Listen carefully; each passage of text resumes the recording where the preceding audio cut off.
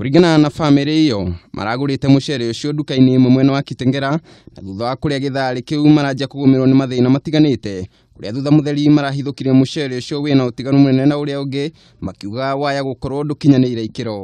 Up to day morning everybody was complaining, headache, nausea, body weakness, even sometimes you feel like dizzy.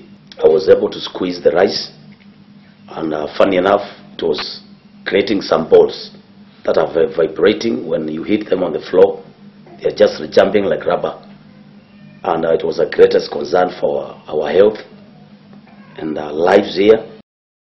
Family no ni uriti uthuthuria baraginyo wikwo ngo kuhithukia kana mucere ucio wina ukinyaniru uria wagirire amwe ya gukorwo uri gwati kuri ugima mwega wa mwiri wa muingi.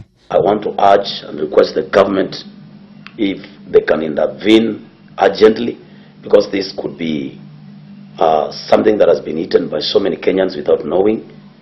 Them that are buying and selling, they even maybe they don't know whether they are selling these stuffs. Hadoini Hakameme TV, Njitako Kariuki wa Wachira.